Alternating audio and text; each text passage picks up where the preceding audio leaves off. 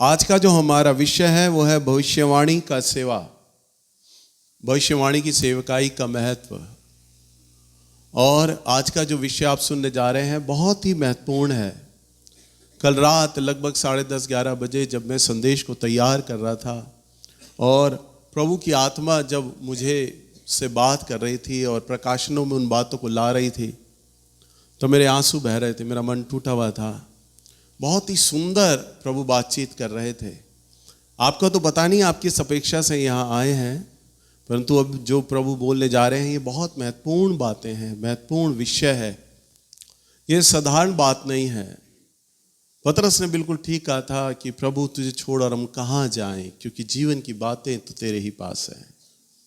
सोचिए, जब मैं विचारों में जब मैं संदेश को लिख रहा था तब जब प्रभु मुझसे बोल रहे थे कि अब ये लिख, अब ये लिख, अब ये बोलना है, अब ये बोलना है, तो जब मैं प्रभु की आत्मा से उन बातों को सुन रहा था, सीख रहा था, तो मेरा मन खुद भर रहा था। और मैं कल से इंतज़ार कर रहा था 2 बजे का, कि 2 कब बजेंगे, कब मैं वचन देने के लिए खड़ा हूँ। बहुत उत्साहित हूँ मैं आज के इस वचन को लेकर कि मैं इस वचन को आपके सामने रखूँ। आज का जो विषय है वो है हमारा भविष्यवाणी की सेवकाई। और भविष्यवाणी की सेवकाई में हम इस बात को सीखेंगे कि भविष्यवाणियाँ क्यों पूरी नहीं होती। आप सब लोगों के मनों में ये सवाल रहता होगा, प्रभु कई बार किन विषयों में भविष्यवाणियाँ बोलते हैं, कहते हैं किसी विशेष बात पर, विशेष चीज़ पर, और वह बातें, वह भविष्यवाणियाँ क्यों पूरी नहीं होती, जबकि प्रभु की इच्छा है, प्रभु की मर्जी है, तो भी वो बातें क्यों पूरी नहीं होती। हम इन बातों को न केवल आज वरन आने वाले कई दिनों तक हम प्रभु के वचन में पवित्र आत्मा के द्वारा हम सीखेंगे कि क्यों भविष्यवाणियाँ पूरी नहीं होती, क्या कारण रहा। क्योंकि हमारे पास प्रभु का वचन है, पुराना नियम और नया नियम। पुराने नियम में हम इतिहास को देखते हैं, सैकड़ों सालों के हम इतिहास को देखते हैं। एक पास्टर ने मुझे बोला कि भैया आप नए नियम से प्रचार करो, पुराना नियम तो अब कंडम हो गया, कैंसिल हो गया। मैंने कहा नहीं, कैंसिल नहीं हुआ। कंप्लीट बाइबल तभी मानी जाती है जब नया नियम और पुराना नियम हो। आपको अगर इतिहास में आपको गलतियां ना पता हो तो आप अपना भविष्य कैसे सुधारेंगे। हमारे पूर्वज, हमारे बाप दादा क्या बोलते हैं, भाई हमें उम्र का तजर्बा है, हमारे बाल ऐसे सफ़ेद नहीं हुए, हमें जानकारी है, अनुभव है। तो पुराना नियम क्या है, इतिहास है। हम इतिहास में जाकर उन बातों को देखते हैं, फलां व्यक्ति के लिए प्रभु ने जब ये बोला और फलां व्यक्ति ने ये किया या ये नहीं किया, तो प्रभु ने उन बातों को क्यों पूरा नहीं किया। और मैं वचन से आपको 1, 2, 5, 10 नहीं, सैकड़ों भविष्यवाणियां मैं बता सकता हूं और बताऊंगा कि क्यों प्रभु ने उन बातों को कहकर भी मुकर गए, पूरा नहीं किया, क्यों वो प्रभु की इच्छाएं, योजनाएं पूरी नहीं हो पाई। आज हम उन बातों को मनन करने जा रहे हैं, हम सीखेंगे। जब भविष्यवाणी परमेश्वर कहते हैं और पूरी नहीं हो पाती, क्योंकि सैकड़ों साल से हम पुराने नियम में उन बातों को सीख रहे हैं कि प्रभु की आत्मा ने पुराने नियम में फलाने राजा को, फलाने व्यक्ति के जीवन में उन भविष्यवाणियों को बोला, उन योजनाओं को बोला, और तो भी वह बातें क्यों पूरी नहीं हो पाई। अगर हम देखें तो नए नियम के अंदर अगर हम जाएं, दूसरा पतरस की किताब के अंदर, तो वहाँ पर पतरस ने बहुत ही अच्छा बोला है भविष्यवाणी के संदर्भ में, और बिल्कुल सटीक बात है। निकालिए दूसरा पतरस की किताब, इसका 1 अध्याय और इसका 16 पद। क्योंकि जब हमने तुम्हें अपने प्रभु यीशु मसीह की सामर्थ का और आगमन का समाचार दिया था, तो वह चतुराई से गढ़ी हुई कहानियों का अनुकरण नहीं था, वरन हमने आप ही उसके प्रताप को देखा था। क्योंकि जब उसने परमेश्वर पिता से आदर और महिमा पाई और उस प्रताप में महिमा में से वह वाणी आई, यह मेरा प्रिय पुत्र है जिससे मैं प्रसन्न हूँ। तब हम उसके साथ पवित्र पहाड़ पर थे और स्वर्ग से यह वाणी आते सुना, हमारे पास जो भविष्य वक्ताओं का वचन है वह इस घटना से दृढ़ ठहरा। तुम यह अच्छा करते हो जो यह समझकर उस पर ध्यान करते हो कि वह एक दिया है जो अंधियारे स्थान में उस समय तक प्रकाश देता रहता है जब तक कि पौ ना फटे और भोर का तारा तुम्हारे हृदयों में ना चमक उठे। बस हालेलुया। आइए हम लोग मनन करते हैं इस वचन पर। दोबारा हम देखें, लिखा है, पतरस बोलता, क्योंकि जब हमने तुम्हें अपने प्रभु यीशु मसीह की सामर्थ का और आगमन का समाचार दिया था तो वह चतुराई से गढ़ी हुई कहानियों का अनुकरण नहीं था, वरन हमने अपने आप ही उसके प्रताप को देखा था। वो कहता है पतरस कि हमने प्रभु यीशु मसीह के बारे में तुम्हें जो सुसमाचार दिया वो परिलोक की कथा नहीं है, वो गढ़ी हुई बातें नहीं है, वो सच झूठ बोलकर तुम्हारे सामने नहीं रखा गया कि प्रभु यीशु मसीह ही एकमात्र जगत का उद्धार करता है। हमने ये बात अपने मन से नहीं बोली, हमने ये नहीं बोली कि वो वास्तव में मृत्यु को उसने विजयी पाई, जीत गया और 3 दिन बाद मुर्दों में से जी उठा। वही कहता है हम ये काल्पनिक बातें नहीं कर रहे, हम गढ़ नहीं रहे इन बातों को। हम जो ये सुसमाचार प्रभु यीशु मसीह का आपके सामने दे रहे हैं ना, वे साक्षात एक प्रताप है, हमने अनुभव किया है। और ये बात वो उस बात की लिखता है, अगर आपको वचन में ध्यान हो, हमने देखा था लूका किताब में है कि पतरस और यूहन्ना प्रभु यीशु मसीह के साथ जंगल में थे, तब वचन में लिखा है प्रभु यीशु मसीह ने उन्हें छोड़ दिया और प्रभु दूर जाकर वेदी के पास प्रार्थना करने लग गए। चट्टान पर बैठकर प्रार्थना कर रहे हैं और वहां पर एक महिमामय प्रताप हुआ। लिखा है प्रभु यीशु मसीह का रूपांतर हो गया, पूरे सफेद हो गए, आकाश से सफेद रंग की रोशनी आ रही है प्रभु पर। प्रभु यीशु मसीह का रूपांतर हो गया। इधर एलिया खड़ा है, इधर मूसा खड़ा है और ये दोनों प्रभु यीशु मसीह से प्रभु की मृत्यु के विषय में बातचीत कर रहे हैं। तब पतरस उस घटना को देखता है, यूहन्ना को देखता है, यूहन्ना और पतरस की आंखें खुल जाती हैं और तब वो प्रभु के रूपांतर को देखते हैं।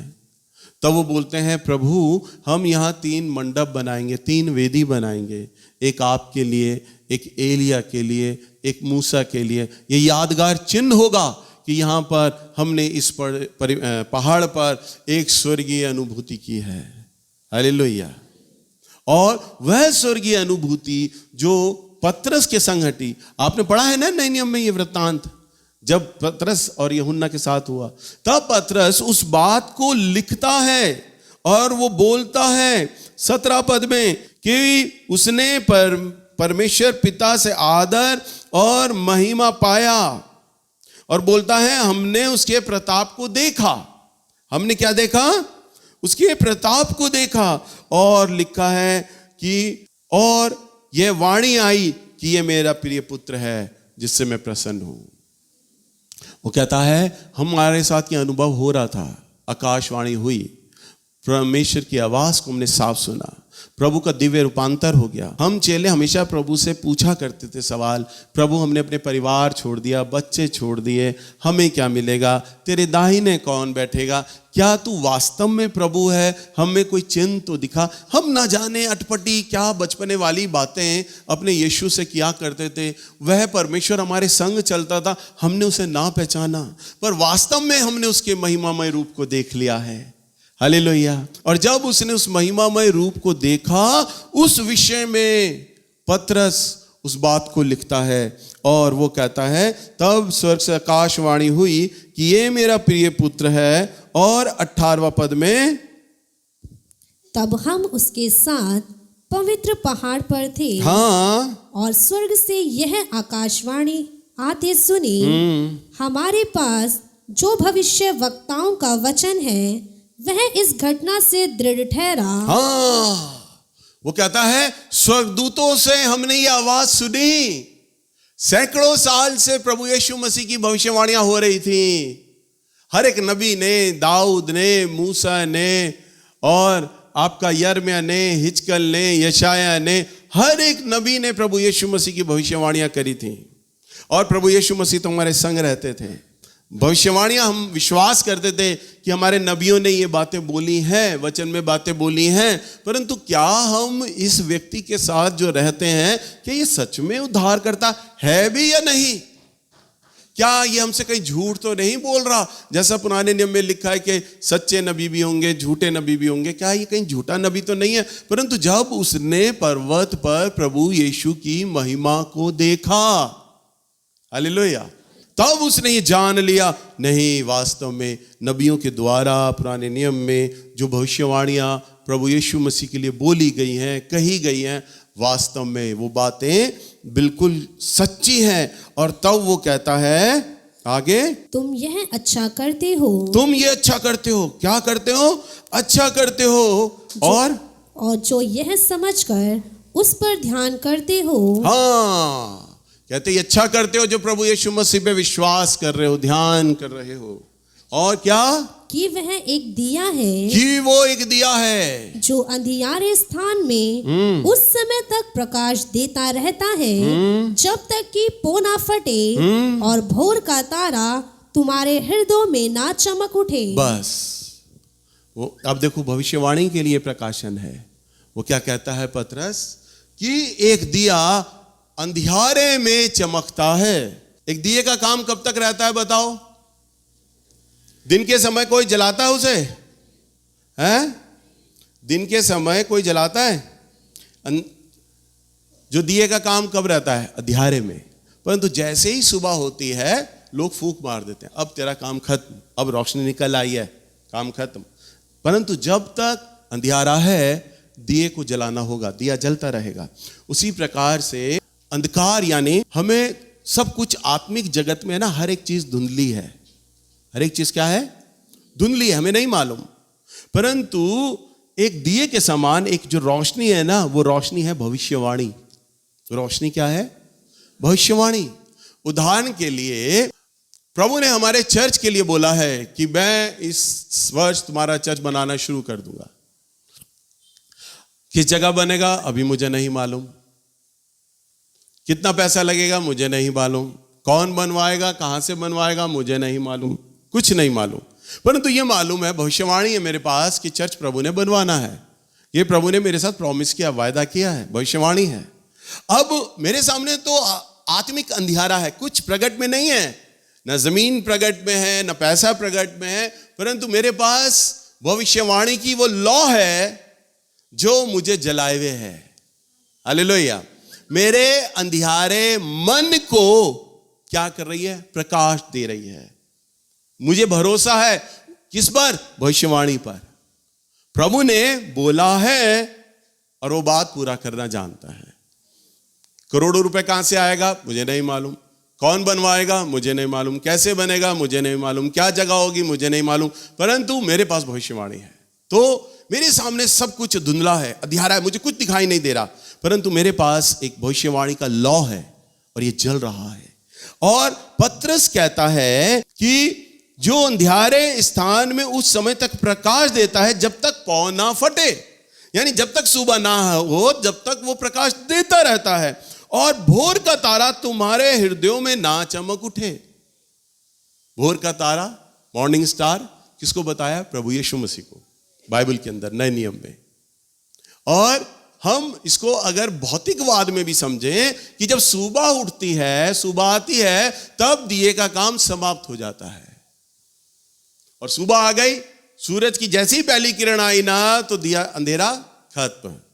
परमेश्वर का प्रकाश, परमेश्वर की प्रेजेंस, परमेश्वर की आशीष जब आ जाती है, तब भविष्यवाणी का रोल अपने आप खत्म हो जाता है। समझ पा रहे हैं कैसे? अभी मुझे चर्च नहीं मालूम कहां बनेगा, किस स्थान पर बनेगा, भविष्यवाणी हुई है, अंधियारा है, अभी हमें नहीं मालूम, परंतु वो भविष्यवाणी की लौ हमें सारा दिए हुए, मुझे मेरे विश्वास को सारा दिया है। परंतु जिस वक्त प्रभु कोई उपाय करेगा और मेरे सामने वो लैंड आ जाएगा, आप लोगों के सामने पता होगा अब हमारा चर्च उस जगह बन रहा है और बनना शुरू हो जाएगा, तब भविष्यवाणी का रोल अपने आप खत्म हो जाएगा। तब हम क्या गवाही देंगे? भविष्यवाणी हुई थी, हम उस भविष्यवाणी पे विश्वास करते थे, और अब भविष्यवाणी प्रकट रूप में हमारे सामने आ गई है और हमारा चर्च बन रहा है। यानी पौ फट चुका है, भोर का तारा निकल चुका है। अब प्रभु की वो आशीषें जो भविष्यवाणी में नहीं दिखाई दे रही थी, अब प्रकट रूप में जगत पे दिखाई देने लग जाएगी। हालेलुया। अंधियारा छट गया, प्रकाश आ गया, और भविष्यवाणी का अब रोल खत्म हो गया है। अब हमें भविष्यवाणी पे विश्वास करने की आवश्यकता नहीं है। अब तो हमारा चर्च का कंस्ट्रक्शन हो रहा है, हम प्रभु की आराधना करेंगे, धन्यवाद देंगे, ओ प्रभु आपने अपने कहे हुए बातों को पूरा कर दिया है। तो अंधियारे में, यानी हमारे मन के अंधियारे में प्रभु जो भविष्यवाणी के शब्द बोलते हैं ना, वो बस हम एक दिए के समान हमारे विश्वास को जलाए रखने के लिए बोलते हैं कि हमारा मन, हमारा विश्वास प्रभु की उस भविष्यवाणी पर विश्वास करके रखे। अगर हम एक बात को सीखे, अभी मैंने जब बात को शुरुआत किया आपके सामने कि बाइबल में कई बातें ऐसी हैं, कई भविष्यवाणियां ऐसी हैं जो पूरा नहीं हुई। कई बार मेरे चर्च के लोग भी मुझसे सवाल करते हैं, पूछते हैं, भैया मेरे विषय में प्रभु ने ये बोला, ये भविष्यवाणी क्यों पूरी नहीं हुई? हम इंतजार कर रहे थे, प्रभु ने बोला था तो ये बात तो होनी चाहिए थी, पर पूरी क्यों नहीं हुई? लोगों के मनों में ये सवाल रहता है। कई बार लोग मुझसे आके ये सवाल पूछा करते हैं। आज उनका उत्तर पवित्र आत्मा दे रहे हैं। जब भविष्यवाणी जो होती है, पहला, परमेश्वर किसी व्यक्ति की स्थिति यानी एक कंडीशनल प्रोफेसी, हम इसको कह सकते हैं कंडीशनल प्रोफेसी, यानी एक ऐसी भविष्यवाणी जो स्थिति पर निर्भर होती है। किस पर? स्थिति पर। प्रभु की जो हमारे जीवन की स्थिति होती है, परिस्थिति होती है, उस पर भविष्यवाणी होती है। वो बदल सकती है, परंतु कुछ भविष्यवाणियां परमेश्वर की महिमा के लिए होती है। अब जैसे प्रभु ने पुराने नियम में भविष्यवाणी कहा है, मैं चोर की नाई आऊंगा, मैं चोर की नाई आऊंगा। तो चाहे हम अच्छा जीवन जिए चाहे बुरा जीवन जिए, प्रभु की ये भविष्यवाणी तो होना ही होना है पूरा, यानी परिस्थिति के ऊपर निर्भर होने वाली। अब प्रभु ने बोला कि मेरा आगमन है, तो चाहे लोग कैसा भी जीवन जिए, प्रभु ने तो आना ही आना है। जो भविष्यवाणी उसने करा है, जो भविष्यवाणी, सुन ध्यान से, जो उसके कार्य के लिए या महिमा से जुड़ा हुआ है, वो भविष्यवाणी पूरा होता है। परंतु कुछ भविष्यवाणियां जिसमें मनुष्य की औपचारिकता रहती है, उसका व्यवहार रहता है, उसका काम करने का तरीका होता है, उसके अनुसार प्रभु अपनी उन बातों को बदल देते हैं, भविष्यवाणी को बदल देते हैं। या परिस्थितियां अगर बदल जाएं तो प्रभु की इच्छा या योजना भी बदल जाती है। हम देखेंगे यहाँ पर पुराने नियम से यिर्मयाह की पुस्तक अगर हम निकालें, यहाँ पर यिर्मयाह को प्रभु एक कुम्हार के पास भेजता है, और कुम्हार के पास जाने के लिए प्रभु बोलता है और कहता है तू कुम्हार को जाकर देख। और कुम्हार वहां पर चाक पर रखकर मट्टी का बर्तन बना रहा है। आपने कभी कुम्हार को चाक पर रखकर मट्टी का बर्तन बनाते हुए देखा है? देखा है भाई आप लोगों ने? हैं? आपने कुम्हार ही नहीं देखा होगा, मेरे ख्याल तस्वीरों में देखा होगा। भाई मैं जब छोटा था, हमारी बगल में तो कुम्हार रहा करते थे, और तब हम जाया करते थे, उस बर्तन को बनाते हुए देखते थे कि अब कैसे कुम्हार बर्तन बनाता है। तो वो सारा जो मेरे दिमाग में वो चित्र है कि कैसे कुम्हार बर्तन को बनाता है। तो परमेश्वर भी यिर्मयाह को आज्ञा देता है, घर से बाहर निकल। अब वो घर से बाहर निकलता है, प्रभु कहता है जा कुम्हार के पास चला जा, हो गया, और जा उसके पास, कुम्हार के पास जा, और जाता है। और तब हम देखते हैं यहाँ पर प्रभु के वचन में, यिर्मयाह की पुस्तक 18 अध्याय और इसका पहला पद, यहोवा की ओर से यह वचन यिर्मयाह के पास पहुंचा, उठ और कुम्हार के घर जा, और वहां मैं तुझे अपने वचन सुनाऊंगा। हाँ, मैं तुझे अपने वचन सुनाऊंगा। इसीलिए मैं कुम्हार के घर गया, और क्या देखा कि वह चाक पर कुछ बना रहा है। जो मिट्टी का बर्तन बना रहा था वह बिगड़ गया। तब उसने उसी का दूसरा बर्तन अपनी समझ के अनुसार बना दिया। तब यहोवा का यह वचन मेरे पास पहुंचा, हे इज़राइल के घराने, यहोवा की यह वाणी है कि इस कुम्हार के समान तुम्हारे साथ क्या मैं भी काम नहीं कर सकता? देख, जैसे मिट्टी कुम्हार के हाथ में रहती है, वैसे ही हे इज़राइल के घराने, तुम भी मेरे हाथ में हो। बस यहां पर देखो क्या कहता है, कितना सुंदर बात है, इतना अच्छा प्रकाशन पवित्र आत्मा दे रहे हैं कि परमेश्वर नबी को बोलता है जा कुम्हार के पास जा, और वो कुम्हार के पास जाता है और वो क्या देखता है, प्रभु कहता है देख कुम्हार को निगाह में देख, और वो कुम्हार को देखने लगता है बड़े ध्यान से। कुम्हार चाक पर तेज घुमा रहा है, मट्टी रखी हुई है और घुमा रहा है, वो बहुत तेज चाक चल रहा है। और आपने देखा होगा कुम्हार के हाथ गीले होते हैं, मट्टी गीली होती है, और तो वो उंगली का इशारा करता है, चाहे वो सुराही बनाए, मटका बनाए, जो उसका बनाने का मन है वो मटका बर्तन बनाता है, और वो बर्तन बना रहा है। और कई बार क्या होता है, कुम्हार बना तो रहा है खूबसूरत बर्तन, पर अचानक मट्टी कुम्हार के हिसाब से नहीं घूमती है, मुड़ जाती है, और हल्का सा भी मुड़ी ना तो मुड़ती चली जाती है और मट्टी खराब हो जाती है, बर्तन गिर जाता है। फिर कुम्हार क्या करता है, उस मट्टी को उठाता है, दोबारा उसे रौंदता है। वो चाह रहा था कि मैं एक खूबसूरत मटका बनाता, परंतु मट्टी ने उसका साथ नहीं दिया ना, तो वो हाथ में दोबारा उस मट्टी को ले लेता है, फिर गोल मोल करता है, फिर उसको ठीक करता है, फिर दोबारा वो चाक पर रखता है और फिर हाथ मारता, फिर उसे चलाता है। इसी प्रकार से जब वो इन बातों को होता हुआ देख रहा है कि मट्टी खराब हो गई, बिगड़ गई, और कुम्हार दूसरा बर्तन बना रहा है, तब प्रभु ने उसे बोलना आरंभ किया। तब प्रभु ने यहां पर क्या लिखा है 4 पद में, जो मिट्टी का बर्तन वह बना रहा था, हाँ, वह बिगड़ गया। तब उसने उसी का दूसरा बर्तन अपनी समझ के अनुसार बना दिया। हाँ, कुम्हार ने क्या किया, अपनी समझ के अनुसार बना दिया। पहला तो वो अपनी समझ के अनुसार पहला बर्तन बना रहा था, परंतु मिट्टी बिगड़ गई, तो उसने क्या किया, अब दूसरा बर्तन, अब योजना बदल दी। भाई पहले मैं मटका बना रहा था, नहीं, अब इस मट्टी से ना मटका नहीं बनेगा, अब सुराही बनाऊंगा या दिया बनाऊंगा, अब वो बात नहीं बनेगी। उसने अपना योजना बदल दी, तरीका बदल दिया। वहां पर देखो 5वें पद में क्या कहता है प्रभु, तब यहोवा का ये वचन मेरे पास पहुंचा, हे इज़राइल के घराने, यहोवा की यह वाणी है कि इस कुम्हार के समान तुम्हारे साथ क्या मैं भी काम नहीं कर सकता। हाँ, देखो वो साफ, अब जो यिर्मयाह को दृष्टांत दिया ना, दर्शन दिया, अब उसका प्रभु व्याख्या कर रहा, अनुवाद कर रहा और बोल रहा है, मैं भी कुम्हार हूं और तुम मट्टी हो। जैसा कुम्हार मट्टी के संग व्यवहार करता है, क्या वो मैं व्यवहार तुम्हारे साथ नहीं कर सकता, मैं भी करता हूं। और क्या बोल रहा है, देख जैसे मिट्टी कुम्हार के हाथ में रहती है, वैसे ही है इज़राइल के घराने, तुम भी मेरे हाथ में हो। तुम भी मेरे हाथ में हो। जब मैं किसी जाति या राज्य के विषय कहूं, वो तो देखो, सुनो कितनी सुंदर बात यहां पर प्रभु बोल रहे हैं, सुनो। हाँ, जब मैं किसी जाति या राज्य के विषय में कुछ कहूं कि उसे उखाड़ूंगा या ढा दूंगा अथवा नष्ट करूंगा, तब यदि उस जाति के लोग जिसके विषय में मैंने यह बात कही हो अपनी बुराई से फिरे। हाँ, देखो, अगर प्रभु किसी जाति, देश या समुदाय के विषय में प्रभु बोल रहा है, अगर मैं बोल लूं कि मैं इस राज्य को उखाड़ दूंगा, इस देश को उखाड़ दूंगा, इस जाति को उखाड़ दूंगा, नष्ट कर दूंगा, बर्बाद कर दूंगा, तो प्रभु के हाथ को कोई रोक सकता है?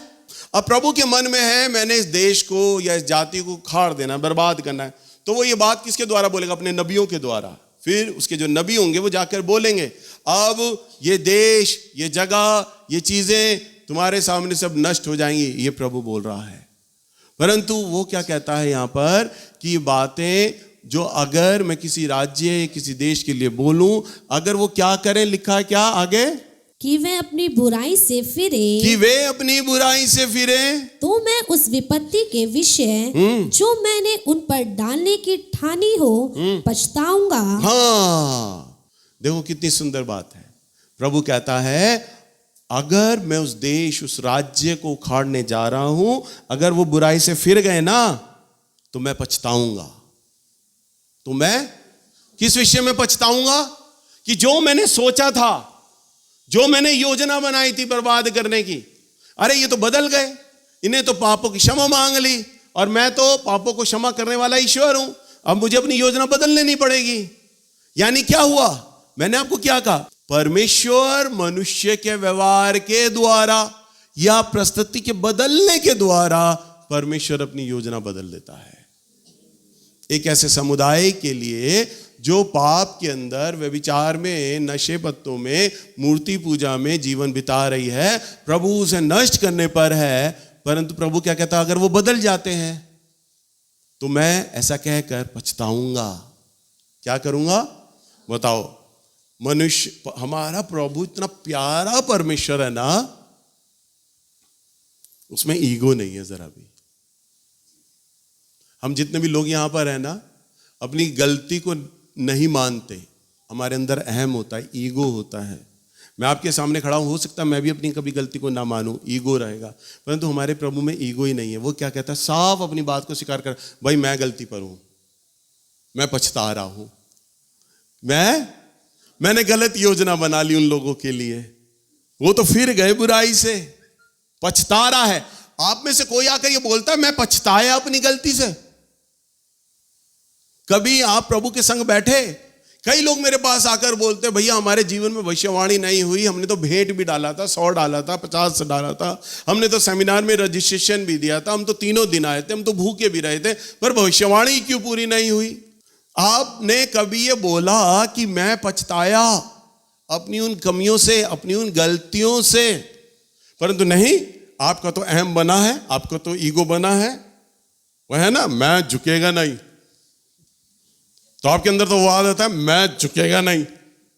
तो प्रभु कहता है जब तू झुकेगा नहीं तो मेरा वचन कहता है मैं पछताऊंगा। हालेलुया। भाई मैंने तेरे विषय में बोला है, परंतु तू वो मेरी कंडीशन पर खड़ा ही नहीं चल रहा, वो स्थिति पे चल ही नहीं रहा, अपने व्यवहार को बदल ही नहीं रहा, तो प्रभु कहता है मैं पछताऊंगा। मैं जो बोला तेरे लिए, जो योजना बनाई, अब तो मैं पछता रहा हूं, मैंने क्यों योजना बना दी थी तुझे आशीष देने के लिए। और आगे क्या कहता है प्रभु, और जब मैं किसी जाति या राज्य के विषय में कहूं कि मैं उसे बनाऊंगा और रोपूंगा, मैं उसे बनाऊंगा या रोपूंगा, तब यदि वह उस काम को करे जो मेरी दृष्टि में बुरा है और मेरी बात ना माने, तो मैं उस भलाई के विषय जिसे मैंने उसके लिए करने को कहा हो पछताऊंगा। वाह क्या बात है। प्रभु कहता है यदि मैं किसी को बढ़ाने के लिए भी बोल दूं, और ये बात प्रभु यहूदा के गोत्र को नहीं कह रहा, यहूदा के लोगों के लिए नहीं कह रहा, वो हम सब के लिए कह रहा, आज भी कह रहा है। वो कहता है मैं किसी को अगर ये भी बोलूं ना कि मैं रोपूंगा तुझे, बढ़ाऊंगा तुझे, सफल करूंगा। अब किसी के लिए जब भविष्यवाणियां होती हैं, आप कितनी तालियां बजाते, खुश हो जाते, अरे I receive it, I receive it. पर आई रिसीव इट के लिए पीछे प्रभु क्या बोल रहा है, मैं तुझे बोल तो रहा हूं कि मैं बढ़ाऊंगा, फलवंत करूंगा, आशीष करूंगा, ये स्वर्ग में प्रभु ने ठाना है। परंतु प्रभु क्या है इसके विषय में क्या कहता है, यदि अगर मैं तेरे जीवन में कोई बुराई को देखूं, बुराई को देखूं, तो मैं अपनी उन योजनाओं को कहकर पछताऊंगा। मैं क्या करूंगा, पछताऊंगा कि मैंने वो बढ़ाने की योजनाएं तेरे जीवन से क्यों बांधी थी, क्यों बांधी। मैंने 10वें पद में लिखा है, तब यदि वह उस काम को करें जो मेरी दृष्टि में बुरा है और मेरी बात ना माने। आपके लिए भविष्यवाणी होती है, पवित्र आत्मा, देखिए पवित्र आत्मा 2 तरह से काम करते हैं। पहला, या तो आपका जो विवेक होता है वो आपकी गलती बता रहा होता है, आप कहां पर हैं, आप क्या कर रहे हैं। पहला थर्मामीटर तो वो चलता है, और अगर आपने उस पर ध्यान नहीं दिया आप कहां जा रहे हैं, तो फिर प्रभु आपसे किसी भी माध्यम से बोलेगा, अपने नबी के द्वारा, आपके विचारों में आकर, स्वप्न में आकर, वचन के द्वारा, कहीं ना कहीं वो आपसे बात करेगा, और फिर भी आप उसकी बात को अनसुना कर देते हैं। जैसे परमेश्वर बोल रहा है, और जो मैंने कहा और उसने ना माने, और मैं उस भलाई के विषय में जो मैंने उसके लिए करने को कहा है पछताऊंगा। और प्रभु जो आपको कहने के लिए बोलता है, ये बातें मत करो, इस पे ध्यान दो, और आप ध्यान नहीं देते ना, तो चाहे प्रभु की कितनी बड़ी योजना आपके साथ जुड़ी है, प्रभु उसके विषय में पछताएगा। अब प्रभु ने योजना बनाई है मेरी सेवा को बढ़ाने के लिए, मेरी चर्च को बढ़ाने के लिए, मुझे एक नया चर्च बनाने के लिए, और अगर प्रभु की दृष्टि में मैं ठीक नहीं चलूं, तो प्रभु कहेगा कि नैल्स, मैंने जो तेरे विषय में कहा है ना, अब उसे मैं नहीं कर पाऊंगा। अब ये नहीं मैं चाहे कैसा भी जीवन जीऊं, प्रभु ने तो मेरे चर्च को बनाना ही बनाना है। ला, ये कंडीशनल प्रोफेसी है। प्रभु की शर्त तब पूरी होगी जब मैं प्रभु की कंडीशन पे खरा उतरूंगा, तब ये नहीं चाहे मैं कैसा जीवन जीऊं, मैं कितनी लापरवाही वाला जीवन जीऊं, मैं संडे को आराम से टीवी पे पिक्चर देखूं और प्रचारकों को दिहाड़ी पे लगा दूं, चल वे 9 बजे तूने प्रचार करना है, 11 बजे तूने करना है और 1 बजे तूने करना है, देख खांसी उड़ जाएगी मुझे, ठंड बहुत हो गई है, तुम प्रचार करो। प्रभु देखेंगे क्या ये ईमानदारी रख रहा है, क्या ये वो बुराइयां छोड़ रहा है जिसके विषय में मैं बोल रहा हूं। अगर नहीं छोड़ रहा तो प्रभु हमें वो आत्मिक जगत में और भौतिक जगत में वो आशीषें नहीं देंगे, वो प्रकट रूप में नहीं आएंगी। अगर हमें उन आशीषों को अपने सामने देखना है तो प्रभु की कंडीशनल प्रोफेसी, प्रस्तुति की भविष्यवाणी, हम उसे पूरा होता हुआ ना देखेंगे। एक और बहुत ही सुंदर उदाहरण है, अगर हम देखें हम यहाँ पर देखते हैं योना की किताब के अंदर पुराने नियम में, और इसका 3 अध्याय के अंदर अगर हम जाएं, यहाँ पर प्रभु योना नबी से बोल रहा है कि मैं निनवे शहर को बर्बाद कर दूंगा। कई बार आप लोगों ने सुना होगा कि योना नबी जो था वो मछली के पेट में रहा, सुना ना?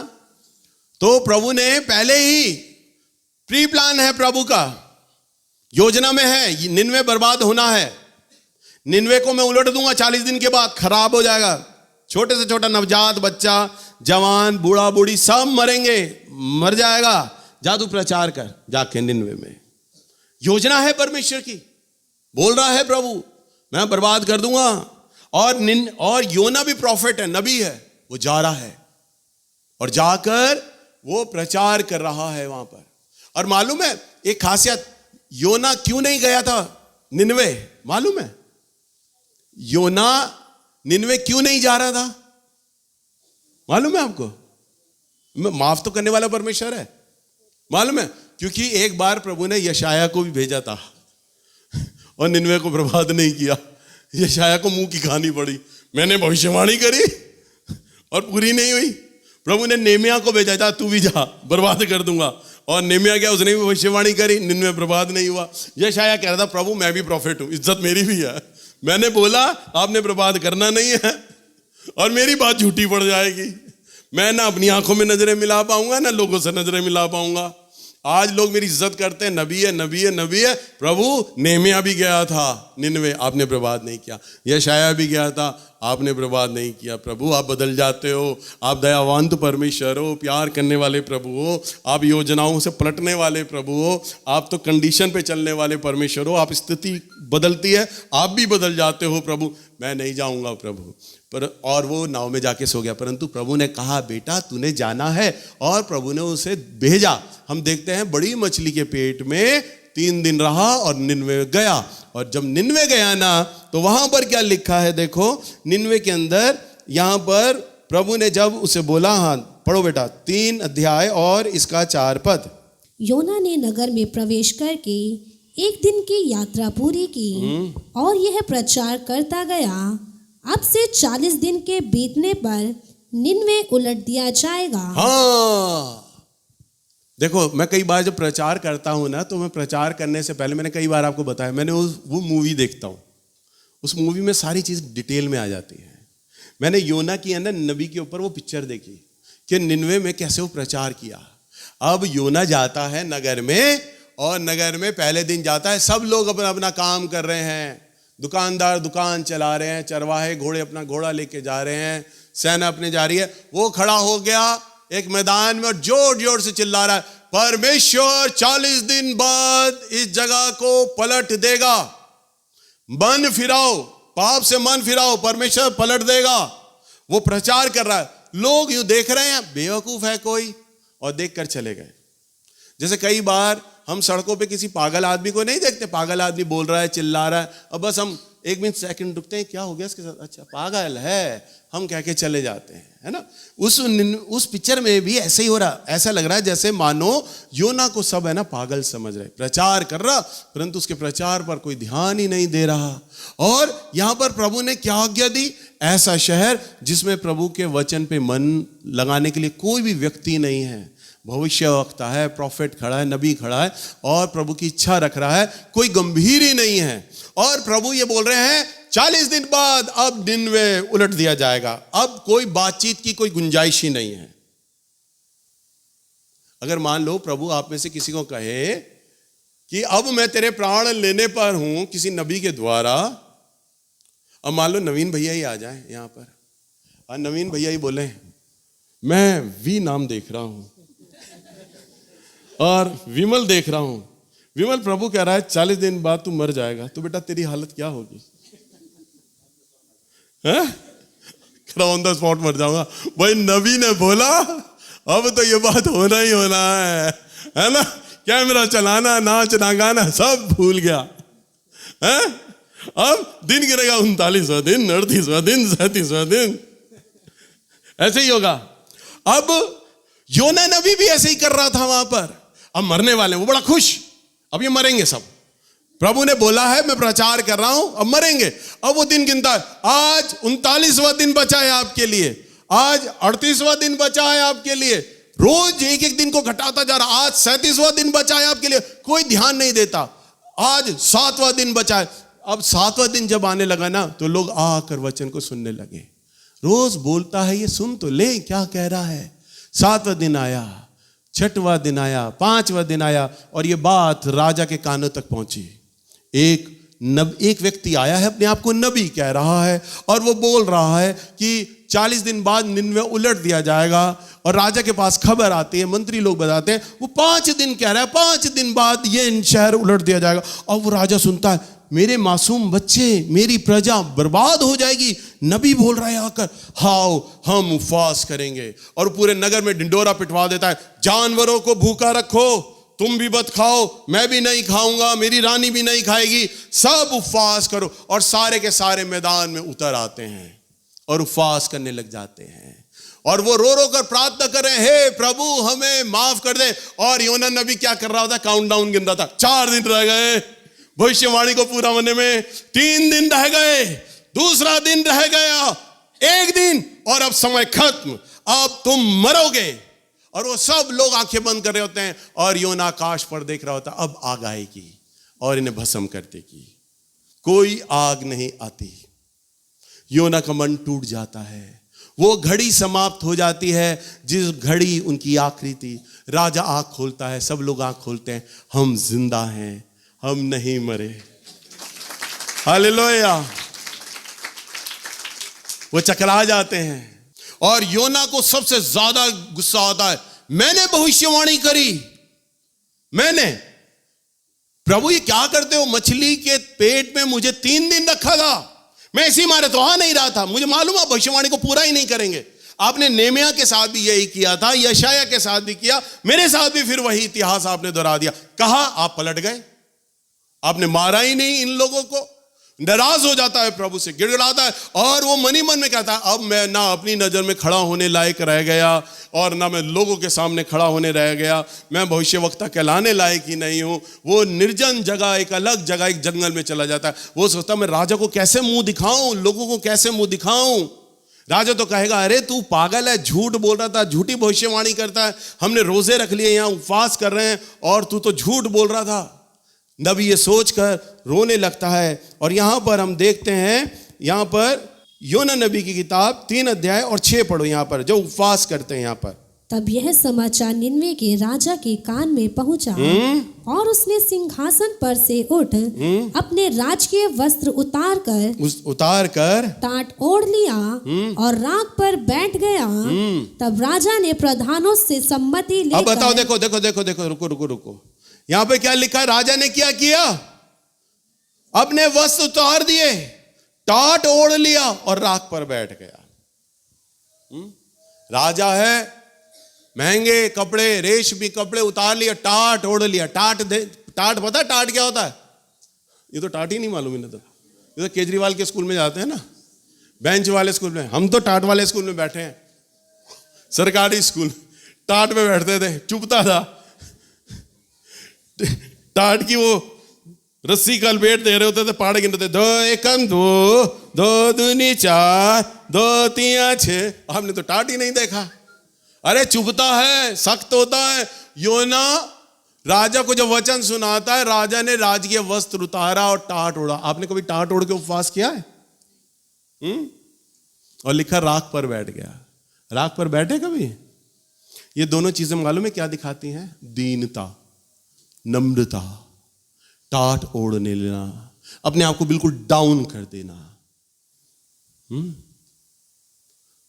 एक कहावत है ना भाई, टाट पर कभी मखमल का पैबंद लगता है।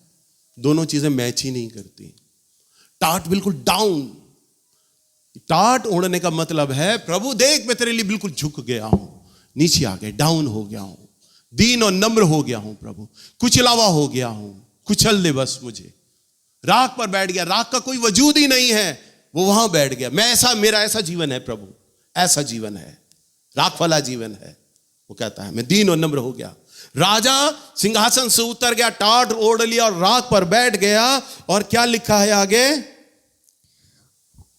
वही उंगली और रख राख लेकर पर बेटा। बैठ गया। हाँ? तब राजा ने प्रधानों से सम्मति लेकर निन्वे में इस आज्ञा का ढिंढोरा पिटवाया, क्या मनुष्य, क्या गाय बैल, क्या भेड़ बकरी या अन्य पशु कोई भी कुछ ना खाए, वह ना खाए और ना पिए। मनुष्य और पशु दोनों टाट ओढ़े और वे परमेश्वर की दुहाई चिल्ला चिल्ला कर दे और अपने कुमार्ग से फिरे और उस उपद्रव से जो वे करते हैं पश्चाताप करे। हाँ, देखो क्या कहता है, गाय बैल हर एक व्यक्ति, जीव जंतु सब भूखे रहें, सब उपवास करें, अपनी गलतियों से, पापों से, कुमार्ग से फिर जाएं। वो कहता है राजा, और पछताएं, दुहाई दें, रोएं, चिल्लाएं, गिड़गिड़ाएं प्रभु के आगे, प्रभु हमारे सारे पापों को तू माफ कर दे, हमारे अधर्म को तू माफ कर दे। रोएं प्रभु के आगे। और पूरी जनता राजा के इस अनाउंसमेंट पे रोने और बिलकने लगती, चिल्लाने लगती है। राजा चिल्लाने लगता है प्रभु के आगे। और हम देखते हैं परमेश्वर ने उनको क्षमा कर दिया, जैसा भी मैंने बताया। वो घड़ी आई, आग नहीं बरसी, निन्वे नहीं उल्टा गया, सब बच गए। योना को यह बात बड़ी चुभ जाती है, उसका दिल बड़ा टूट जाता है। मैं नबी, मेरी भविष्यवाणी को प्रभु ने पूरा नहीं किया, पूरा कर देता कितना अच्छा होता, परंतु नहीं पूरा हुआ और वो चला गया, मन टूट गया। और यहां हम देखते हैं योना नबी की किताब, इसके 4 अध्याय और इसके पहले पद में, जब योना को बहुत बुरा लगा तब क्या लिखा है? यह बात योना को बहुत ही बुरी लगी और उसका क्रोध भड़का। उसने यहोवा से यह कहकर प्रार्थना की, हे यहोवा, जब मैं अपने देश में था तब क्या मैं यही बात ना कहता था? हाँ, ये बात ना कहता था। मैं जब अपने देश में अच्छा वाला बैठा था, अपने घर में था, ये बात तुझे को कहता तो था। क्या कहता था? आगे देखो क्या बोल रहा है। इसी कारण मैंने तेरी आज्ञा सुनते ही तर्तीश को भाग जाने के लिए फुर्ती की। हाँ, मैंने फुर्ती की, मैं भाग गया था। क्योंकि मैं जानता था कि तू अनुग्रहकारी और दयालु परमेश्वर है और विलंब से कोप करने वाला, करुणा निधान है और दुख देने से प्रसन्न नहीं होता। दुख देने से, प्रभु अगर निन्वे में एक भी आदमी ने अगर पलटी मार ली ना तो तूने पलट जाना है। मेरी भविष्यवाणी खराब या मेरा ईगो हर्ट हो गया, मैं झुकेगा नहीं, मैं गया और तूने मेरी भविष्यवाणी को उल्टा कर देना। देखो वो बोल रहा है, प्रभु को सारी बातें बोल रहा है जो मैंने आपको बोली। हाँ, फिर इसीलिए अब हे यहोवा, मेरा प्राण ले ले, मेरा प्राण ले ले। हाँ, क्योंकि मेरे लिए जीवित रहने से मरना ही भला है। हाँ, मैं कैसे मुंह दिखाऊंगा लोगों को? सब बोलेंगे अरे झूठा नबी है ये, प्रभु बात ही नहीं करता इससे। हाँ, आगे क्या हुआ? यहोवा ने कहा, तेरा जो क्रोध भड़का है, क्या वह उचित है? इस पर योना उस नगर से निकलकर उसकी पूर्व ओर बैठ गया और वहां एक छप्पर बनाकर उसकी छाया में बैठा हुआ यह देखने लगा कि नगर का क्या होगा। बस अब यहां पर हम देखते हैं कि यहां से वो दूर एक पहाड़ी पे चढ़ गया और सोचने लगा शायद प्रभु को मैं रोया हूं, चिल्लाया हूं, लड़ा हूं, प्रभु को अपनी गलती दिखाई दे जाए। हाँ, सही तो बात है, बेचारे को मैंने 3 दिन मछली के पेट में रखा और मेरा चुना हुआ दास था, गया बोला और मैंने उस बात को पूरा नहीं किया, शायद प्रभु अब देर सवेद आग बरसा ही देगा। और योना पहाड़ पर चढ़कर देख रहा है और वहां उसे धूप लग रही है। लेट गया, एक छप्पर बना लिया और इंतजार कर रहा, निन्वे बर्बाद तो जरूर होगा। प्रभु ने बोला बर्बाद तो इसने होना ही होना है। और वो लेट गया और लेट कर धूप उसको लग रही है, धूप उसको। अब देखो प्रभु ने क्या किया, प्रभु ने एक पेड़ को, एक झाड़ के पेड़ को बड़ी तेजी से बढ़ाना शुरू किया। वो बढ़ता चला गया, बढ़ता चला गया, बढ़ता चला गया, और वो इतना बढ़ गया कि अब योना के चेहरे पे अब धूप नहीं आ रही थी। योना को बड़ा कंफर्टेबल लगा। अरे आप लोग कीकर की छांव में बैठे हो कभी धूप के टाइम? गांव में बैठे ही नहीं है तो बैठे ही नहीं भाई।